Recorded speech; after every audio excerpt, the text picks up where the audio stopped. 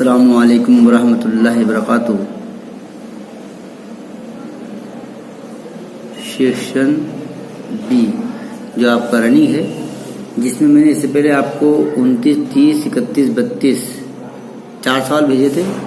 आज आपको question number 33 भेज रहे हैं। ये बेसिक वालों का है, समझेंगे, ध्यान देंगे। यहाँ दिया है फाइंड करना है साइन 60 कोस 30 प्लस साइन 30 कोस 60। देखिएगा बच्चों, इसमें हमें हल करने के लिए साइन 30 कोस 30 साइन 60 कोस 30 प्लस साइन 30 कोस 60 फाइंड करना है। तो इसको फाइंड करने के लिए हमें सबसे पहले तो साइन 60 कोस 30 साइन 30 कोस 60 की वैल्यू मालूम होनी चाहिए।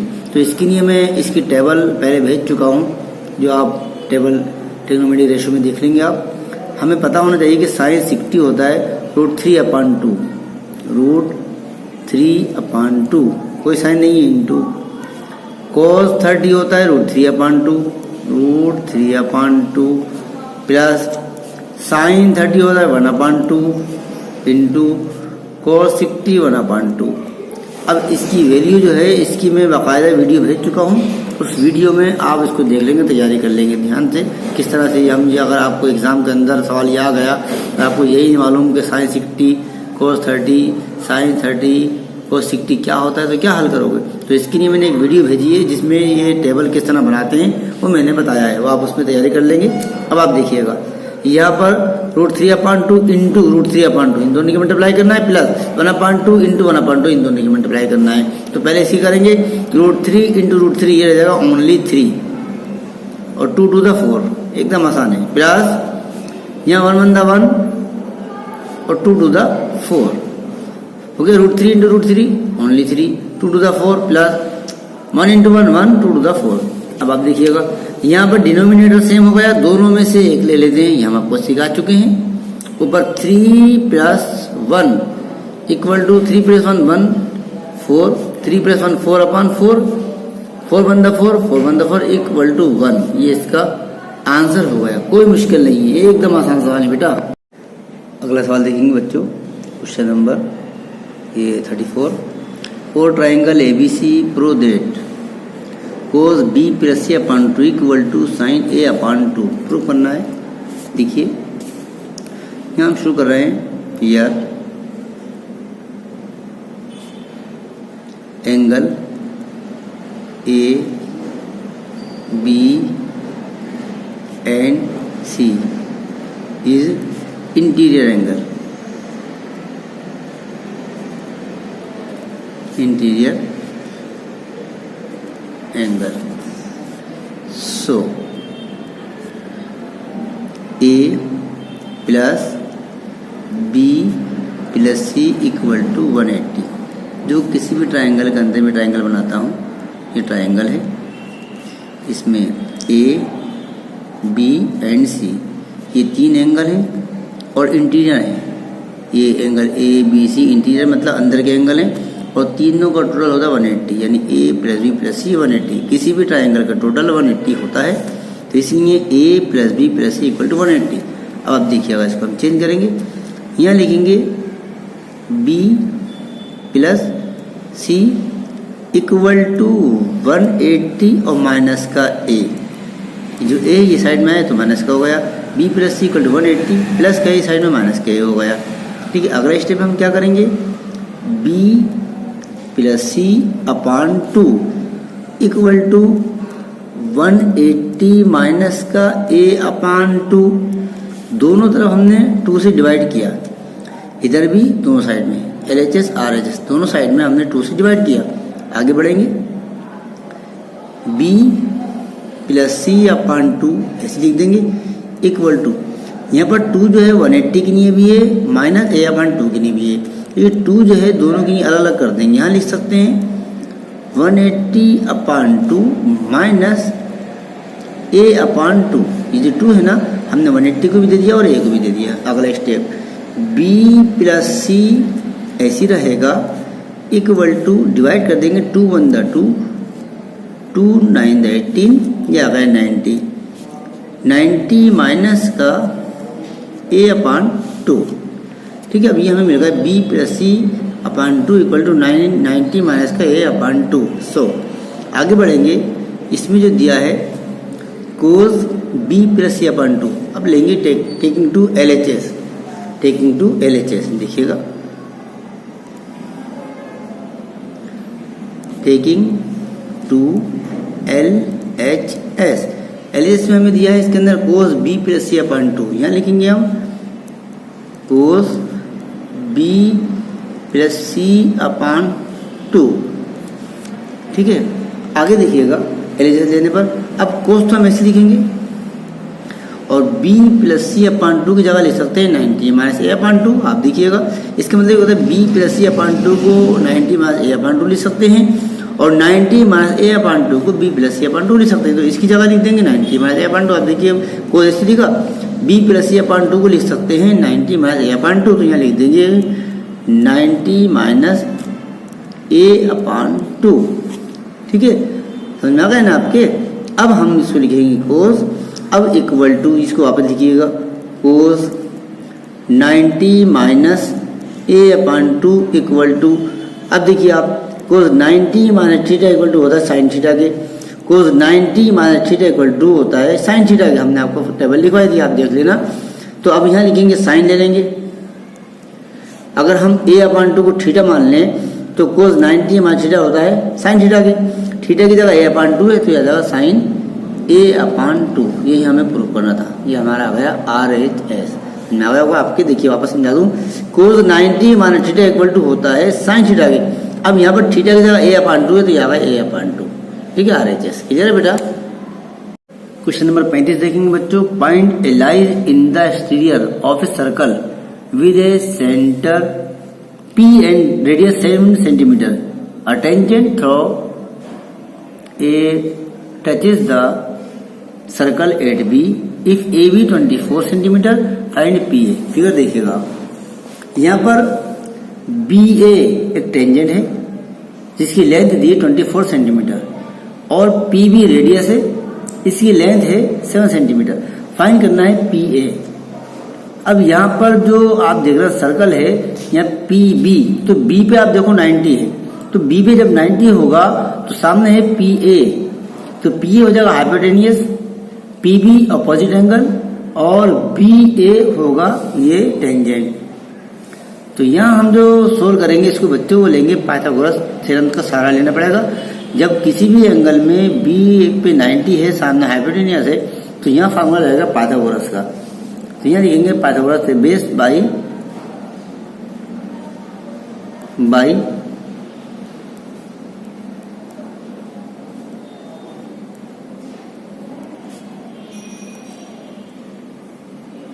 Pythagoras theorem, by Pythagoras theorem का फार्मूला होगा। बी पे 90 है तो पी ए, फार्मूला हम आपको समझा चुके हैं। इसका फार्मूला बनेगा बच्चों पी ए का स्क्वायर, मैं यहां लिख रहा हूं p a square equal to P b का स्क्वायर,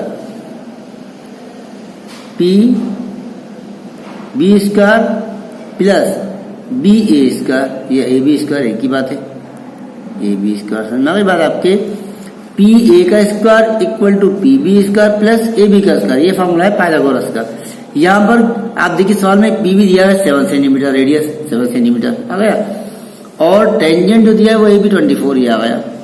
टेंजेंट थ्रो कितना है, ए बी 24 सेंटीमीटर ये आ गया। निकालना है हमें इसके अंदर पी ए, डायरेक्ट लगा देंगे पी ए स्क्वायर, इसी लिखिएगा, इसलिए हमें इसको फाइंड करना है इक्वल टू, और पी भी दिया है 7 स्क्वायर प्लस ए भी दिया है 24 स्क्वायर, पी ए फाइंड करना है ऐसे लिखा जाएगा इक्वल टू 7 7 49 प्लस 24 ये हो जाएगा 576। यहाँ पर बच्चों पी ए स्क्वायर ऐसे लिखा जाएगा इक्वल टू, ये दोनों को प्लस कर देंगे तो ये हो जाएगा 625। देखिएगा 6 9 15 के 5 हाथ लिए 8 4 12 के 2 625 हो गया।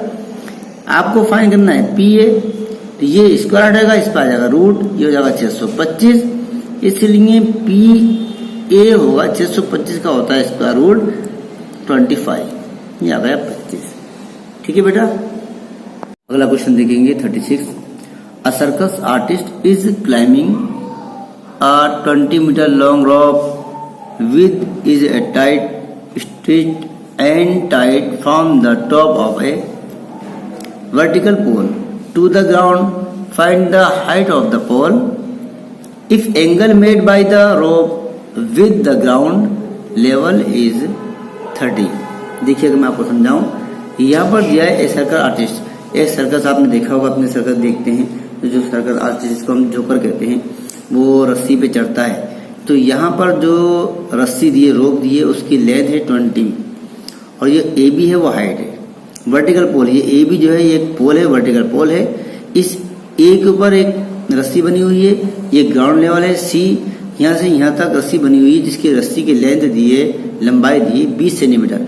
अब वो आर्टिस्ट जो है वो यहाँ से चढ़ता है ऊपर, कहाँ तक? ए पॉइंट तक। ए से लेके सी तक 20 मीटर है और ए बी एक पोल है।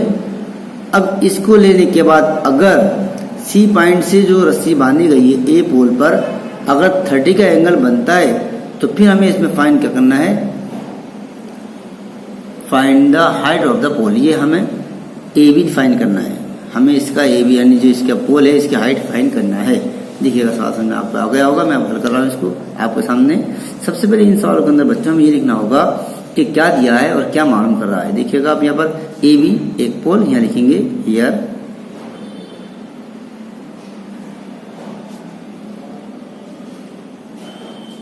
AB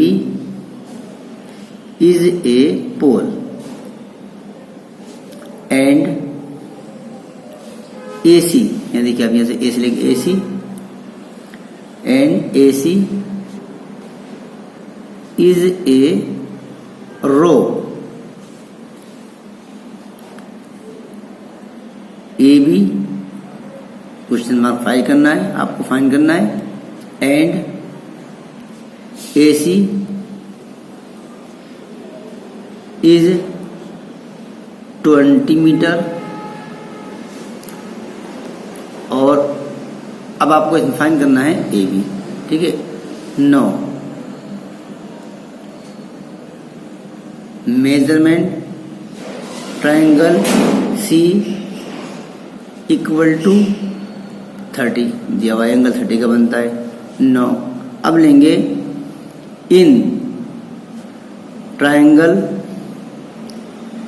A B C measurement triangle B equal to 90। ठीक है बेटा, अब आगे बढ़ेंगे हम। In triangle A B C sine 30। आप बोलेंगे साइन 30 क्यों लिया बच्चों? तो मैं आपको समझाता हूँ।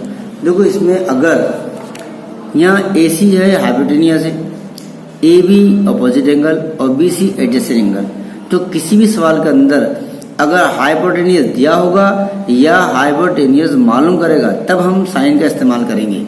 मैं आपके हाइपोटेनियस की लेंथ दी होगी या फिर इसको मालूम किया जाएगा तभी साइन का इस्तेमाल किया जाएगा। उसके अलावा हम कोस टेन कुछ भी इस्तेमाल करेंगे, लेकिन साइन इस्तेमाल करने के लिए या तो हाइपोटेनियस दिया होगा या फिर हाइपोटेनियस की लेंथ मालूम की जाएगी। देखिएगा मैं आपको हल करके बता रहा हूँ। साइन 30 की नहीं है, अब साइन 30 तो यहाँ होगा ए बी अपान ए सी। ये मैं आपको बराबर समझा चुका हूँ। टेबल ऑफ द साइन सी तो ठीक सामने है ए बी, अपोजिट में आएगा ए c. Sine c a b upon a सी, यहाँ लिख देंगे साइन सी। कट करके आगे लिखता हूं मैं। पहले साइन सी इक्वल टू लिखिए आप a b upon a c. Sine c a b upon a c. ठीक है, आगे बढ़ेंगे। साइन 30 ए बी आपको फाइंड करना है, इसलिए ए बी ऐसे लिखेंगे। और ए सी आप देखिएगा ए सी कितना है 20, ए सी की जगह आ जाएगा 20। ठीक है, साइन 30 होता है 1/2 के, इसकी जगह आ जाएगा 1/2 इक्वल टू ए बी हमें फाइंड करना है। ए बी ऐसे लिखा जाएगा अपान और ये 20 आ जाएगा। ठीक है, अब हम क्या करते हैं क्रॉस मल्टीप्लीकेशन। इसकी क्रॉस मल्टीप्लाई हम जब करेंगे इसकी तो ये आ जाएगा 2 इंटू ए बी हो जाएगा 2ab इक्वल टू, ये आपका आ जाएगा 21/20, इसलिए ए बी इक्वल टू आपका हो जाएगा ए बी इक्वल टू, तो ये जाएगा 20/2, 2 10/20, इसलिए आपका ए बी इक्वल टू आ गया 10। ठीक है बेटा, ये इसका आंसर होगा, कोई मुश्किल नहीं है, एकदम आसान है। ठीक है बेटा, question number 37, find the coordinates of the points dividing the line segment joining points A21 and B-2 -1 in ratio 1:1। देखिएगा, इसमें रेशियो दिया हुआ है और पॉइंट दिया हुआ है, ए और बी के पॉइंट दिए हुए हैं, डिस्टेंस फार्मूला भी है और यहाँ पर रेशियो भी दिया हुआ है। तो यहाँ जो फार्मूला इस्तेमाल होगा बच्चों, वो होगा सेक्शन फार्मूला। तो सेक्शन फार्मूला क्या होता है आप देखिएगा, m1s2 + m2 x1/m1 + m2, और y के लिए m1y2 + m2 y1/m1 + m2। इसमें वैल्यू लगा देंगे। अब देखिए आप x इक्वल टू, यहाँ जो पॉइंट दिए हुए हैं वो हम पहले पॉइंट लिख देंगे। ये पॉइंट दिए हैं, आप देखिएगा, ये लिखता हूँ मैं, ए के पॉइंट्स हैं 2 1, तो ये आ जाएगा 2 1, एंड बी के पॉइंट्स हैं बच्चों -2 -1, यहाँ लिख दो -2 और -1, और जो रेशियो दिया हुआ है वो है m1 + m2, ये है 1 और 1। अब हमें इसको फार्मूले में लगाना है। अब देखिएगा x इक्वल टू m1s2, तो यहाँ आएगा m1, यहाँ पे जो आपका m1 है वो 1 है, तो ये आ जाएगा 1, नीचे लिखता हूँ x इक्वल टू m1 की जगह 1 लिख दो, 1 इंटू फिर क्या है s2, तो यहाँ देखिएगा बच्चों x1 y1 s2 y2, ये ध्यान देखिएगा, x1 y1 s2 y2, a के पॉइंट है x1 y1, b के s2 y2, तो x1 y1 s2 y2, यहाँ पर क्या है आप देखिएगा m1 s2, तो यहाँ पर s2 क्या होगा आपका -2, यहाँ ले लेंगे 1 इंटू -2। ठीक है, यहाँ कर देंगे ब्रैकेट क्लोज, फिर प्लस, ये आ गया प्लस m2 यहाँ पर है 1 आपका, ये आ गया m2, 1 इंटू x1, आप देखेंगे x1 क्या है आपका 2 है, तो यहाँ आ जाएगा 2, यहाँ ब्रैकेट क्लोज कर देंगे, नीचे आ जाइएगा, नीचे आप देखेंगे दिया है m1 + m2, ये जाएगा 1 + 1। इसको सोल्व करेंगे, x ऐसे आएगा, सबसे पहले ब्रैकेट सोल्व करेंगे, 2 1 द 2, 1 टाइम माइनस से माइनस आएगा, -2 प्लस 1 2 द 2, ये भी 2 आएगा, नीचे आप देखेंगे 1 + 1, ये हो गया 2, x ऐसे लिखिएगा, ऊपर देखेंगे -2 प्लस 2 कट गया, 0/2 = 0, ये आ गया x का। आगे जाएंगे y के लिए, y इक्वल टू, y वाला फॉर्मूला देखेंगे आप, m1 y2, m1 1 ही आएगा, ये आ गया 1 इंटू y2 देखिएगा, y2, तो y2 में हम देखेंगे x1 y1 s2 y2, y2 क्या है -1 है, तो यहाँ जाएगा -1। ठीक है, ब्रैकेट क्रॉस कर देंगे, ब्रैकेट क्रॉस किया हमने, फिर है प्लस, ये लगाइएगा प्लस, फिर देखिएगा क्या है फार्मूले में m2 y1, m2 आपका 1 ही आएगा, m2 ठीक है y1 आप देखेंगे x1 y1 1 है, यहाँ जाएगा 1, ब्रैकेट क्लोज करेंगे, फिर m1 + m2, तो यानी 1 + 1। ठीक है, यहाँ y ऐसे लिखिएगा, -1 इंटू 1, -1 1 1 1, और प्लस 1 1 1 1, और नीचे 1 + 1 2 होगा, y ऐसे लिखिएगा, -1 प्लस 1 कट गया, यह 0/2 = 0, यानी आपको जो रेशियो मिले इसके x y के वो क्या है 0 और 0। ठीक है ना, क्या फाइंड करना था आप देखिएगा एक बार इसको, find the coordinates of the points, तो हमारे जो हमारे कोऑर्डिनेट्स पॉइंट्स आए वो क्या है 0 0। ठीक है बेटा, क्वेश्चन नंबर 38, ये सेक्शन बी का लास्ट क्वेश्चन है, ध्यान दीजिएगा आप लोग। 38, find the sum of the first 15 terms of the AP 12 17 22। यहाँ दे sum of the first, sum दिया है तो फार्मूला आएगा सम का, फर्स्ट 15 टर्म्स, तो यहाँ हम सबसे पहले लिखेंगे क्या क्या दिया हुआ है, क्या मालूम कर रहा है। तो यहाँ देखेंगे n first sum of the first 15 terms of the AP दिया है 12, 17, 22। Sum of the AP formula sum का आएगा। सम का फार्मूला होता है S N equal to n/2 2a plus n minus 1 into D. देखिएगा यहाँ पर n है आपका 15 एंड a होगा फर्स्ट टर्म यानी 12